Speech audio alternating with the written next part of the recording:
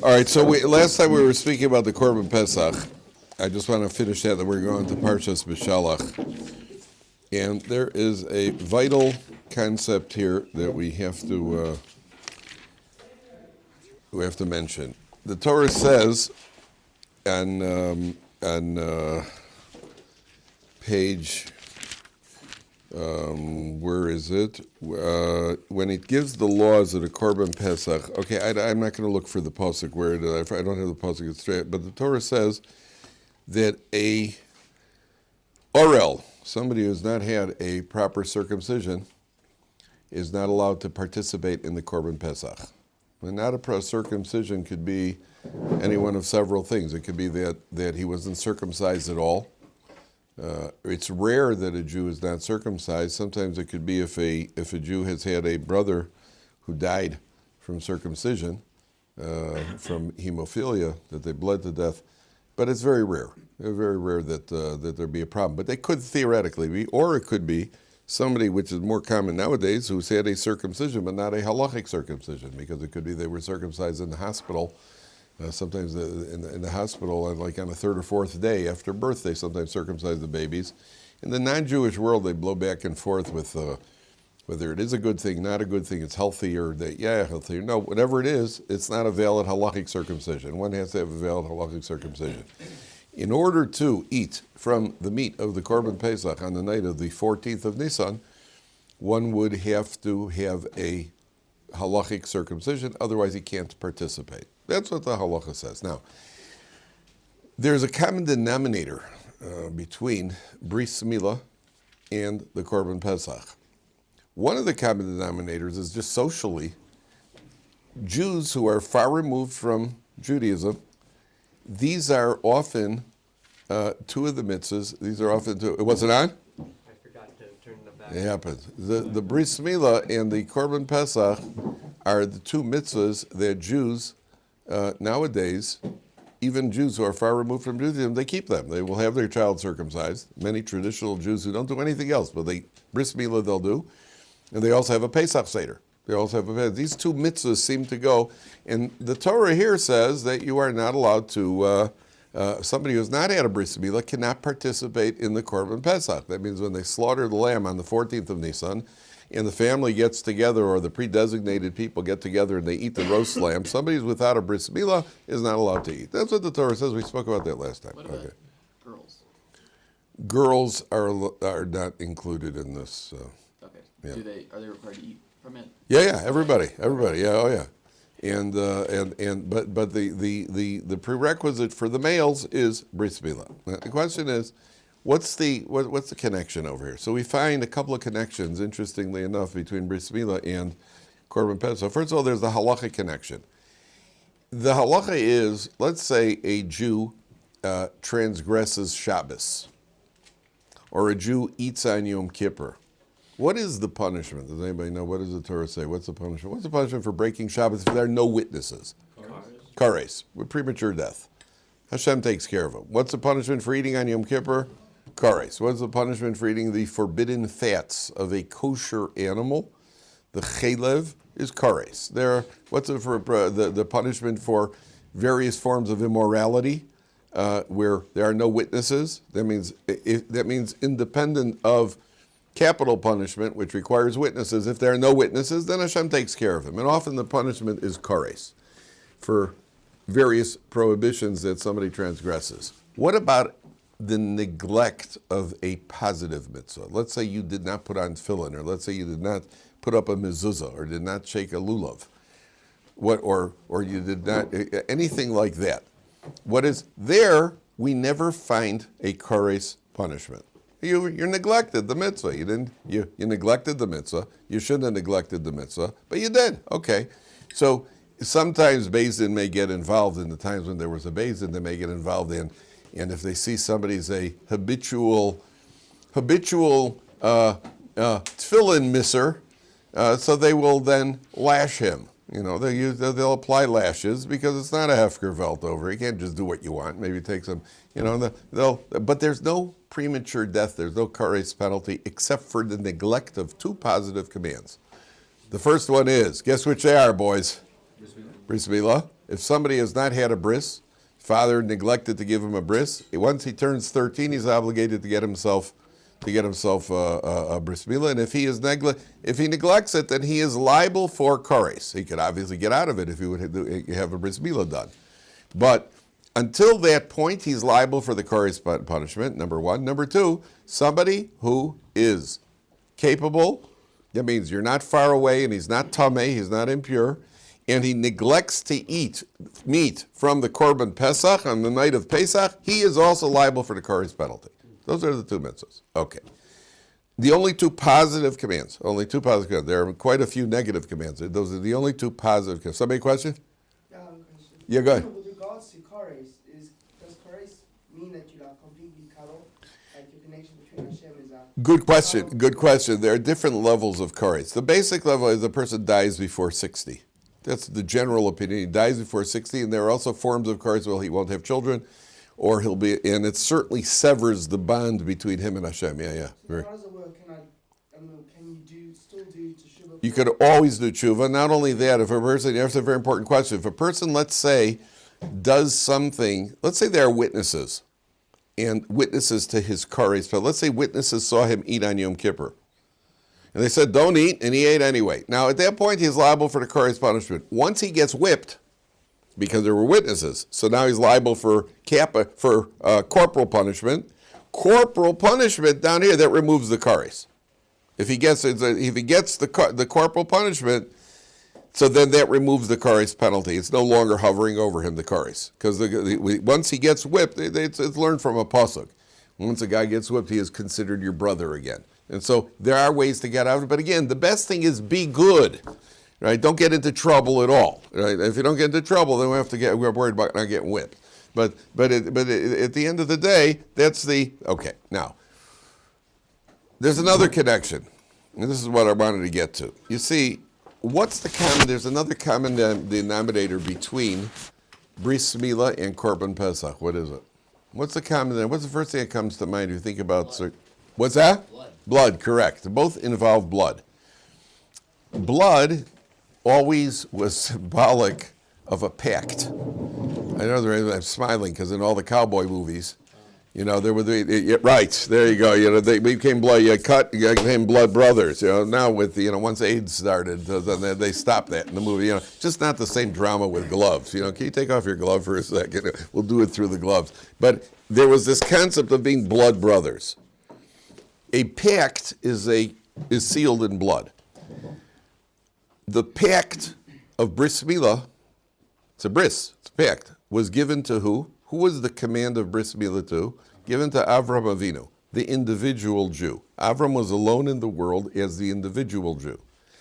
Korban Pesach is the first mitzvah given to collective Klal Yisrael in Egypt, the entire group. And what that means is both are a pact. They both involve blood. There's a pact between God and the individual Jew. There's a pact between God and the collective of Klal Yisrael. If you want to be considered a member of the collective of Klal Yisrael, you have to carry out your responsibilities as an individual Jew. You're Jewish if you're born Jewish or convert into Judaism. Then you're Jew. We're not talking about technically Jewish. But if you want to be really a member, if you want to be on the team, you can't just join collective Klal Yisrael. I have a strong Jewish identity. We do Purim, and we do Hanukkah, and we do Sukkot, and we light candles on Shabbos, all the fun stuff. And therefore we're Jewish. Listen, what about fasting? I didn't hear you say anything about fasting. No, we're not into that. Yeah, shkoyach. You want to be, and what about getting to shul at 6:30 in the morning? No, I haven't got time for that. What about putting on tefillin? Too expensive. A lot. What about Shabbos? No, I got a lot of things I got to take care of, so I need to drive. 1 second. You want to be considered a card-carrying member of Klal Yisrael and be joined in the group pact with HaKadosh Baruch Hu, with the bris, the Jew. You have to first do your individual pact. That's the symbolism. That your individual responsibility as a Jew, which is keeping the halachas and doing what you have to do, then you're considered a member of the club. You want to be a member of the club just to do the fun things. It doesn't work that way. Don't you have to, for when you're in college, what's it called? Don't you have to pledge? To become part of a fraternity, don't you have to pledge to get in there? You want to be a member of the club, you're going to have to pledge. You won't just take anybody who decides to join in. You're going to have to pledge to be a member of the fraternity. You want to be a member of the Jewish fraternity, you have a pledge constantly. The pledge is keeping Torah and mitzvahs. Then that's the problem with the groups like conservative and certainly reform, where it's all about identity. But where's your responsibility as an individual? And not only that, then where's your continuity? There is no continuity represented by the Bris Milah. Why is there no continuity? Because you didn't take care of the pact the way you should have. Therefore, your Judaism dissipates. That's what happens. And that's what the Torah says. That's the connection between Bris Milah and Korban Pesach. Okay, let's go to Parshas Beshalach. I really hate to do this. I really did not want to do this. I didn't want to have to resort to this. But you know what a POW stands for? What's that? Prisoner of war, right. It also stands for power of the whammy. I have known to have certain powers, and I'm now going to give the Eagles the whammy. I'm giving them a gajang. I didn't want to resort to this, but I have no choice. And that's it. It is now, that's it. It basically counted. It's finished. It's not going to happen. I didn't want to do this. I had to do this because Sam has just been cheeky the whole week. He's overconfident, and they're just strutting, and I'm now giving him a gajang. It's finished. Now take all your money from under your mattresses, guys, and put it on KC, because it's going to happen. All right, I'm telling you. It's never failed me. So, boy, it's going to be a bad day if they lose. Boy, it's going to be a really bad day. You may need. I have been contemplating retirement for a while. Okay, take a look at page 366. So the Jewish people are leaving Mitzrayim. Vahi Beshalach Paro es ha'am. Paro sends out the nation. V'lonocham Elokim derech eretz plishtim ki karovu. Hashem wouldn't let them out by the way of the Philistines, because it was too close. Ki amar Elokim pedinoche ma'am birosa milchama v'yeshavu Mitzrayim. Hashem takes them in a circuitous route because he's worried that if they see the Philistines, they may become intimidated and want to go back to Egypt. That's the first thing it says. Number one. So that's number one. Number two, it says Vayihi Beshalach Paro. So I'm going to tell you something. It's a really incredible idea here. Vayihi Beshalach Paro. Paro escorts out the Jewish people. As a result of Paro escorting the Jewish people, later on, there's a pasuk in the Torah that says later on, Lo Sisa'ev Mitzri. We're not allowed to torment the Egyptians. The Torah says later on not to torment the Egyptians. That's a reward for Paro escorting out the Jewish people. Now, obviously, Paro's escorting them out. He's certainly not doing this out of his goodwill. He just get out of here because everybody's dying, and I don't want to die because I'm a firstborn. That's why he's escorting them out. So, Vahi Beshalach Paro, but in every action that we do, see, we're very superficial. We think that, you do a mitzvah and you get a reward, you do a mitzvah, you get a reward, you do another, you get punishment. Every one of our actions in the world of truth is going to be broken down into infinite components. Because in one action, you can have different motivations. You could give somebody tzedakah, because at one level you feel, listen, it's a mitzvah to give tzedakah. At another level you feel compassion. At a third level you feel a little bit of haughtiness. What a tzaddik I am because I'm giving tzedakah. So one action can have different levels, and it's broken down into many different components. Paro escorting the Jewish people, why is he's doing it all for himself? Somewhere deep down inside somehow is also the idea of the mitzvah of escorting the guest. When you have a guest in your house, you escort him out. It's a mitzvah to escort the guest out. It's also just, to make sure he leaves. But so even when you're escorting a guest, you have a guest, a long-winded guest at your house and you escort him. So a lot of it is because you're thinking, well, boy, I can finally get some relief over here. But it could also be, at some level, you're thinking about the mitzvah. So that in the world of truth, which is infinite, we have no way of measuring it other than standing in line at a bank, which is infinite. But in the world of truth, or being stuck in an LA traffic jam, which is longer than infinity, at some level, somewhere deep down, Paro has proper motivation. And later on, there's a pasuk that says, Lo Sisaiv Mitzri, you're not allowed to torment the Egyptians. Okay, now, the word Vayihi, anybody know where we find the word Vayihi in a very popular piece of Torah literature? Where is Vayihi? There's something that starts with the word Vayihi. What's that? Vayihi b'mei Achashverosh. It was in the days of Achashverosh.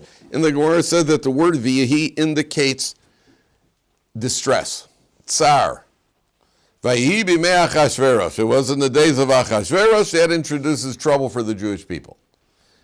So the commentaries say, Vahi Beshalach Paro, Vahi is a loshon of tsar. It's a terminology of how do we translate tsar in the best word? Distress, trouble. What's that? Pain, distress. Pain, distress. There's something negative about it. Vahi, tsar. So anything you can think of. Anything you can think of, which is distress. Yeah. I know. Listen, I'm not gonna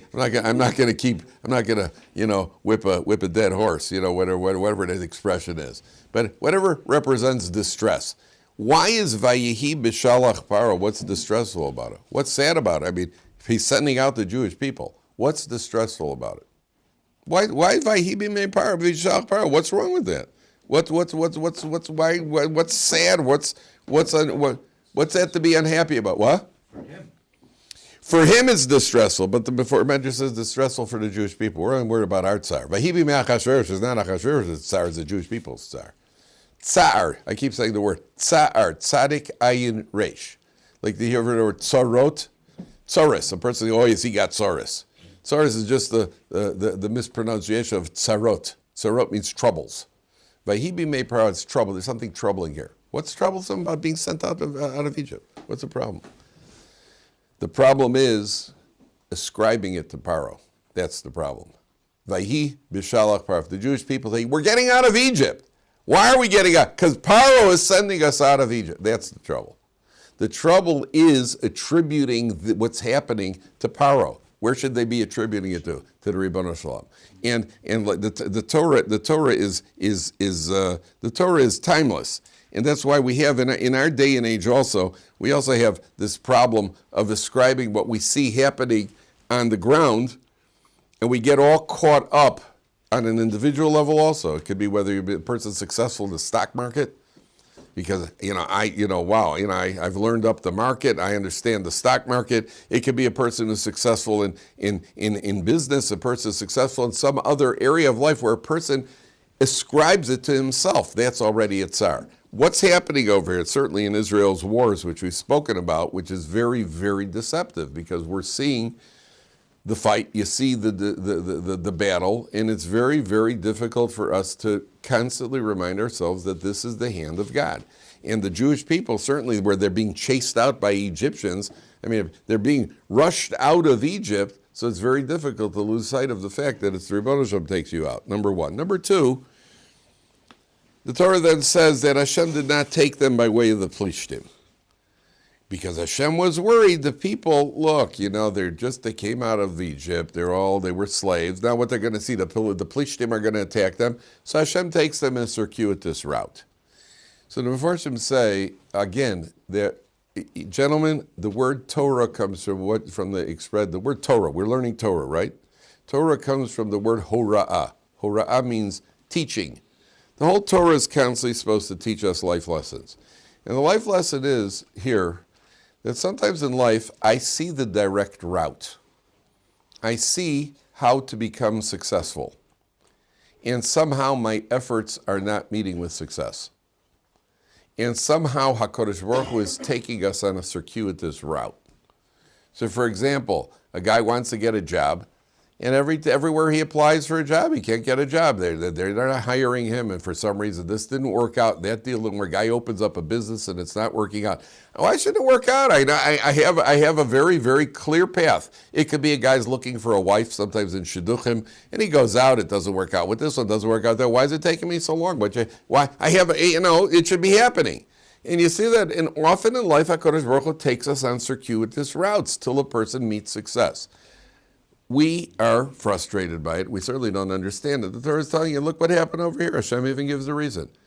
the Jewish people were wondering, why aren't we going straight? Why just go right through, up through Gaza, up through Ashkelon, and go into Eretz Yisrael? What's the problem? And HaKadosh Baruch Hu takes them around. We're going to see it's going to be 40 years. And that's a life lesson that often the route we want to take, and all of a sudden it's blocked off. Last night I had to go from my neighborhood to Ramat Beit Shemesh, which normally goes on the Tel Aviv-Yerushalayim highway, and then you turn right, and you go to Ramat Beit Shemesh. He puts on the Waze. We went through Beitar. Completely different direction, and then you go on this weavy, turny, why? Because that was the healthier route. God got us there faster. There is a spiritual Waze here. It's like HaKadosh Baruch Hu has a Waze for us. We look at the route and think this is the right route in life. And HaKadosh Baruch Hu says, no, I'm going to take you on a different route. Now, this is very strange. Vayasev Elokim esam derech hamidbar Yamsuf. He takes them by way of the desert. Vachamushim alu b'nei Yisrael me'eretz Mitzrayim. Hashem took them up. Rashi says chamushim means they were armed. In other words, the Jewish people, they have to take some weapons with them. There's another opinion that it refers to supplies. They have supplies with them. And the word chamushim comes from the Hebrew word chamesh, which the Gemara says, how many Jews left Egypt? 1/5. 4/5 of the Jews, we spoke about that last week, 4/5 of the Jews died during the plague of darkness. Now, depending on how many Jews left, that means a whole lot died. And we spoke about the logistical problems of burying so many people in 3 days of darkness, or 6 days of darkness, whatever it would be. I mean, how many Jews died in Egypt? By the way, I saw interesting why they died. These were the Jews who during darkness could not restrain themselves, and when they went into the Egyptian houses, they did take the stuff. We were speaking of how the Jews went around only looking. I mean, between me and you, that's a test also, isn't it? You walk into they're helpless, and this is the guy who's been whipping you. For the last 20 years, this guy's been whipping you every morning, and you finally got him, and he's vulnerable, and he's standing there. When are you just going to walk? Just walk right there. Hey, Waleed, have a good day. Oops. It may be difficult to avoid that, to overcome. So apparently, according to one of the commentaries, they did not overcome the temptation. They didn't overcome the temptation. And it's like walking into the house and you see your brother bent over. There isn't an older brother seeing his younger brother bent over who didn't walk past without doing at least something to him. Right? It's almost beyond natural law. That's the way of the world, right? Hey, listen, he's there to be hit. So number one. Number two, you're looking at all this jewelry, gold. So there is an opinion that they died. But again, the numbers don't make sense. According to one of the midrashim, 6 million Jews left, so it comes out 300 million Jews died. What does that mean? That's what the Medrash says. Based on the Medrash, the numbers are exaggeratedly high. What does that mean? What does that mean? So I want you to turn back to the book of Bereshis for a second. Turn back to the book of Bereshis, all the way back to the page. Keep your finger on the place here. And the first murder in history. First killing in history. Cain and Abel. So it's on page 20. Page 20. Page 20, the Cain and Abel go out to the field. And take a look down, gentlemen, about Pasuk Yud. A little past halfway, a little past the 50-yard line. What do you call it? It's about 10 lines from the bottom. So Hashem confronts Cain after he kills Hevel. Everybody see that? Vayomer. Everybody got that? On page 20. About 10 lines from the bottom. Vayomer. Hashem says to Cain, Me'asisa. What'd you do? Kol demei achicha tzoakim elai min ha'adama. The sound of your brother's blood is crying out to me from the earth. But you'll notice it doesn't say kol dam achicha. It doesn't say the sound of your brother's blood. It says the sound of your brother's bloods. Demei is plural. Kol demei achicha. The sound of your brother's bloods. is calling out. Why is it plural? Why is it plural? The sound of your brother's bloods. But how is the...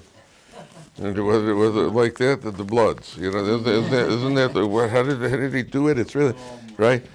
So Cain walks up to Hevel, he goes, "Hey, Hevel," like and Hevel's not intimidated, so he kills him. And that's our version of the story, but that's not quite what happened. So Cain, what's the other one called? The crip? Do they have a thing? Yeah, the sea. Oh, just the sea. Yeah. Just the sea. You don't know who's watching. Like the Chicago, I ain't scared. Bring it on. the what do you call it? So it says his bloods. Why does it say his bloods, not his blood? Kol demei achicha, his bloods. Maybe not him, but the future generations. That Excellent. The Gemara says, Damo v'dam zari Yosef, his blood and the blood of future generations. That means that when a person's accountable, you're not accountable for what happened and what we see. What about what would have happened? Remember when Moshe Rabbeinu killed the Egyptian? He looked to see if anything's going to come from him. You can't just, so you kill a person, he killed him. What about all those future generations that would have come? Now he's accountable for those future generations. The Jews that died in Egypt, according to one of the commentaries, it's not that number, that vast number that they throw around literally died, which answers the question, how could they have buried all of them in Egypt? I don't know how many of them died. But one thing is clear, many future generations were lost. Millions of future generations were lost. That's why we talk about nowadays how we're going through a silent Holocaust. A person who intermarries, a guy has a couple of kids and they intermarry, how many Jewish generations are lost? We've lost more Jews now than we have in the physical Holocaust. Because people are intermarrying. So a person intermarries. So then they have, their children are no longer Jewish. So look at all the generations that have gone lost. So you have the number to explain what it means that so many Jews died in Egypt. Sure, so many Jews died in Egypt. That means future generations. I had a roommate when I was here at Ohr Somayach. This was a guy who was in the Israeli army. He was an Israeli guy. He was in the Israeli division of Ohr Somayach. So this guy was in a Jeep, and somebody, or a Jeep or a half track, and somebody hit the brakes. There's a crate of bottles, of cans or bottles, that flew off and hit him in the back of the neck, and it severed his the spine, and he was in the hospital on a respirator, and the doctors were going to pull the plug. And his father, they're not observant family. Has had a sister who was actually a member of the Knesset, of the Israeli Knesset. And his father told them, don't you dare. And eventually he was able to, he was paralyzed, his entire right side was paralyzed, but he lived, he's married, he has 6 kids, and a future generations of, now imagine that doctor pulled the plug. So he's killed off future generations of Jewish people. So it's not that difficult to imagine. It's not difficult to imagine what the ramifications are. So if a person understands, that's the Chamushim Alu B'nei Yisrael Mitzrayim is referring to the future generations. Okay, well, there's another point here.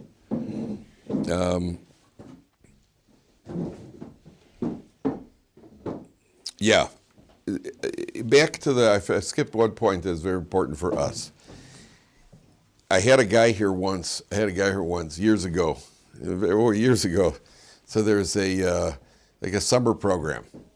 So the guys came in, and I think it was right before the fast of the 17th of Tammuz. Now these guys were completely, and they have very little connection to Judaism whatsoever. So I spoke about the fast of Tammuz, and then the next day they came back, and I went around the room. I said, Mike, did you fast? He goes, nah, I'm not into that. I said, Rick, did you fast? He says, yeah, boy, it was the hardest thing I ever did in my life. I said, Tom, did you fast? He goes, well, I'll tell you the truth, I started, and then I was walking downtown, and I passed by a falafel shop, and then something happened. He said, that's exactly how he said it. Something happened, yeah. If you're fasting and you walk by a falafel shop, something happened, yeah. So what happened? He ate falafel, that's what he did. Something happened. In life, people have challenges. If you have a challenge, what's the Torah teaching us? God takes the Jewish people past, he goes through a circuitous route to avoid a problem. Why is there a problem? Because the Jewish people are going to have trouble handling this. A person who's trying to grow in their Yiddishkeit understands I have vulnerabilities. There are certain things I'm vulnerable to. If in the past, I had a guy here once told me his dream meal before he became a Baal Tshuva, and he said before he was from, he loved seafood, and his dream meal was a shark steak with a side order, I think, of lobster and crab, something like that. That was his dream meal, all of which are treifas at McDonald's. And he said now, if you have a weakness for it and you're struggling with it, so the best thing to do is avoid areas where they have seafood. If a person has a vulnerability, let's say a person has trouble with drinking. Some people don't have trouble with drinking. They drink all the time. I mean, they have a serious drinking problem. You have to avoid the taverns. Don't go anywhere near where there's a tavern because you're vulnerable. Because Baruch Hu says, if the Jewish people are vulnerable, I have to keep them far away. Very important rule in Yiddishkeit. We do not take on challenges and try to overcome them. We try to avoid the challenges to begin with. That means we say every morning in davening, Hashem, please do not bring us loli de chet, loli de avon, veloli de nisayon. Don't bring us to a state of test. We're not looking for the tests. Life is hard enough. What did they tell you in martial arts? When there's a possible confrontation, what are you supposed to do in martial arts? Walk away. Walk away. Because that's the show of strength. If a person knows that if I go downtown and I go to a bar or a club, even though a couple of guys asked me, is it okay for us to go to a bar and review the Gemara in the bar with a beer? Right? Because just to relax with the bar and a beer and the Gemara. I see. Yeah, you couldn't find a better place to review Gemara except with a bar with a beer. And then the entrance to the bar is the entrance to Gehenna. And you're going to sin.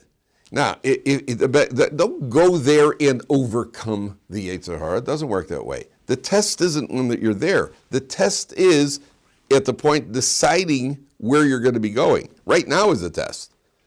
Should I go there or should I go there? A guy says to me, yeah, listen, I went to the beach the other day and I lost control of my eyes. Yeah, really? No kidding. No kidding. Right? The test wasn't when you were at the beach. Once you're at the beach, you're finished. You're dead. The test is, should I go there or not? Should I go to the beach or the mixed beach, or should I go to the from beach? They have a separate beach here where you can see a lot of Chassidish guys running around in Gatkis. That's where you should be. The test is always in the decision. We put ourselves in situations. The Torah is saying, don't put yourself in that situation. Yeah, Lenny, go. What are basically in every city that's not this one, there's going to be a bunch of unkosher food and whatever physical temptation. Best we can. It's a good question. World out there. So, but for example, like with kosher, like for me, like food's a big vice. Like also because kosher food kind of sucks, but it doesn't have to suck. It just happens to suck. It depends. First of all, we could use what you mean is it's not as appetizing as other food. But every city, like you're gonna drive by treif that you used to eat. Okay. You can't not. You're see right. Giant bill, you can't not see the golden arches. You're right. Right? So what do you do? Okay, good. The answer like everything else. Once I've said what I said, is we do the best we can. That's the rule. Do the best you can. We live in this world. What can we do? But there are still options to avoid. First of all, I don't agree with you about kosher food. There are lots of excellent kosher restaurants. Okay, it costs about 14 times the price of what you would pay for non-kosher food. But there are plenty of good kosher restaurants, good kosher bakeries, good kosher. Food were okay.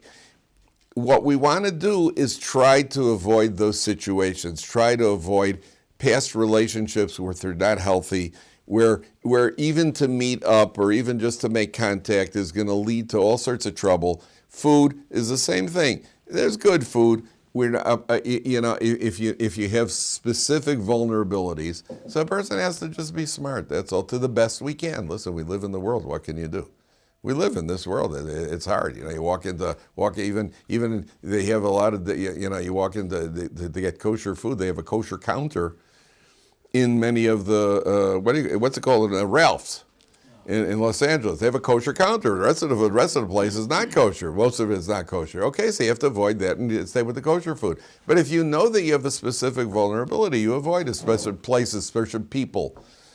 You have a friend who's a negative influence. He's always the guy who's supplying the drug. So avoid that guy. That's the rule. But we have to do the best we can. None of us listen. Every day's a test. Don't think differently. I don't know what you guys think. That just because you have a beard and a black hat and and all of a sudden you just there it is. It's every day's another test. Every day's another test. If it isn't this test, it's a test of character development. It's a test of being patient with your kids, being patient with your wife, being patient with your family. We're constantly being tested. Constantly being tested. The tests end when they take us out horizontal. That's when the tests end. Right? While we're vertical, every day's a test. Because every day is another day of growth. That's the way it works. Okay, now I'll show you something interesting. Watch this. Vayikach Moshe es atzmos Yosef imo. Moshe takes Yosef's bones with him. Ki hashbeya hi shbeya es b'nei Yisrael. Because Yosef invoked an oath. Lemor, pokod yifkod elokim eschem. God's going to one day redeem you. V'ha'alisem es atzmosai mizayitchem. You're going to take my bones with. So the Torah says that Yosef took Yosef's bones with him. Or if you remember at the end of Parshas Vayechi, before Yosef died, he invoked an oath. He said to the Jews, take my bones with you. Yosef died before all of his brothers. He died at 110. He said, when you leave Egypt, take my bones with you to bury them in Eretz Yisrael. And he invoked an oath. So here the Torah says, first of all, the Medrash says, how did Moshe find Yosef's bones? The Egyptians had hid Yosef's bones. So there are two opinions. There's one opinion that they put Yosef into the last pasuk in Parshas Vayechi, Vayusam. It says Vayusam ba'oron b'Mitzrayim. Yosef was put in a coffin. He embalmed him, and he was placed in a coffin in Egypt. The Egyptians dropped his coffin into the Nile because they felt that he would be prosperous for them. So when Moshe Rabbeinu, when it was time to leave, Moshe Rabbeinu went to the Nile, and he said, "Okay, Yosef, we're leaving. Come on up." And miraculously, he said, if you don't come up, we're leaving without you. And miraculously, the coffin floated to the top. And the Gemara says, don't wonder about it, because Elisha the prophet, also caused an axe to float in water. And he's only a disciple of Moshe Rabbeinu's disciple. Eliyahu from Moshe Rabbeinu, Elisha from Eliyahu. And Elisha, there's a miraculous incident where a guy dropped his axe in the water, and Elisha caused the axe to float to the top. So Moshe Rabbeinu caused Yosef's coffin to float to the top. There's another opinion that he was actually buried in some sort of tombs. Very interesting, like the pyramids. And his coffin was among the kings. And Moshe Rabbeinu said, okay, Yosef, come on, time to go. And the coffin came out. So Moshe Rabbeinu takes Yosef's coffin to bury him. Now, look at this pasuk again, Joe. Does anything bother you here? Pay attention very carefully. 5 lines from the top. Vayikach Moshe es atzmos Yosef imo, ki hashbeya hi shbeya es b'nei Yisrael, because he invoked an oath. Lemor pokod yifkod elokim eschem. Anything bother you about that pasuk? Moshe Rabbeinu took Yosef's bones because Yosef invoked the oath. Nothing bother? Joseph's dead. Right. How does he invoke an oath to the future? No, he invoked an oath then that was passed down from generation to generation. Promise your children you'll take me out of here. It almost sounds like, had he not invoked the oath, why did Moshe Rabbeinu do it? Only because he invoked an oath. And if he wouldn't invoke the oath, Moshe Rabbeinu wouldn't take it. They wouldn't have tried to get Yosef's bones out of there. Only because of the oath. Only because he fulfilled an oath. Only because Yosef made an oath. That's why. Not bothered by that at all? Doesn't bother you at all? What about the rest of Yossi's family? Like they were all. So it says that along with his bones, their bones are coming up for sure. Their bones is coming up for sure. Yeah, the brother. Yeah, only Yosef had to invoke an oath. Why is he invoking the oath? Why? So why? It sounds like a Moshe Rabbeinu only because Yosef made him promise. He wouldn't have promised, he wouldn't have done it. So I saw a very interesting. Moshe Feinstein says very, very interesting. He says that's not telling you why Moshe did it. Because there's a bigger question here. One question answers another question. Why did Yosef have to even invoke an oath? Let's say Yosef would have said to his brothers, hey guys, do you mind taking me out of Egypt when you leave? I mean, don't these guys owe him a debt of gratitude? He supported them for all these years. You have to make them swear to take you with you. It's not enough to just ask for a favor after you supported them for all these years? Not enough? So why didn't he make them swear? Oh, the answer is Yosef felt that the brothers don't owe him anything. He didn't feel the brothers owe him anything. Why not? He supported them all these years. So why don't they owe him anything? Because Yosef felt, obviously, and not only that, they sold him there. They sold him to Egypt. Yosef felt, HaKadosh Baruch Hu put me here. Hashem, and so he even said to the brothers, he said, don't feel guilty. You tried to do something negative, and Hashem made it come out good. All for the point of me supporting everybody. So Yosef took no credit for himself. That's a tremendous act, a display of humility. It has nothing to do with me. I'm only a tool in God's hands. Oh, so who ends up taking Moshe's bones, Yosef's bones? Who ends up taking Yosef's bones? Moshe Rabbeinu. Why did he merit to have the most humble person in history take his bones? Because he himself displayed humility by invoking an oath. He felt, they don't owe me a favor, so I'll have to make them swear. So the Torah is actually answering that question. Vayikach Moshe atzmos Yosef imo ki hashbeya hishbiya. Why did Yosef swear? Because he felt they don't really owe me anything. I have to make them swear because they don't owe me anything. Otherwise, why should they take my bones? And therefore, he merits that the most humble person in history is the one who takes his bones. The Gemara says, while Moshe Rabbeinu was taking the bones, what were the rest of the Jewish people doing? Packing up, leaving? Packing up what? Oh, the gold of the... Gold, they're gathering gold, they're gathering. The Gemara says, Chacham levikach mitzvahs. While the Jewish people were gathering the money, Moshe Rabbeinu was taking Yosef's bones. They were commanded, but nobody was doing it. And there's a halacha that if it's a mitzvah, but nobody else is doing it, you got to get involved. So Moshe Rabbeinu went to everybody else is packing up money and packing up their donkeys, and Moshe Rabbeinu takes Joseph. But the idea here is, that it's not a reason why. The Torah is not saying why he did it. The Torah is telling you why Yosef merited to have Moshe do it. Because Yosef's humility, and therefore he gets the most humble person in history deals with it. Moshe Rabbeinu having dealing with the bones is it's a very big honor. Hashbeah hishbeah, by the way, what's the root of the word hashbeah? What's the word of the root of the word hashbeah? Sheva, which is 7. How much is 7 times 7? Hashbeah hishbeah. When he said, Yosef invoked an oath that you're going to be redeemed. When are you going to redeem? 7 times 7 is what? 49. When the Jewish people got to what level of spiritual impurity? 49th. When you get to the 49th level of spiritual, then Hashem is going to take you out of Mitzrayim. No accidents in Torah. All right, boys.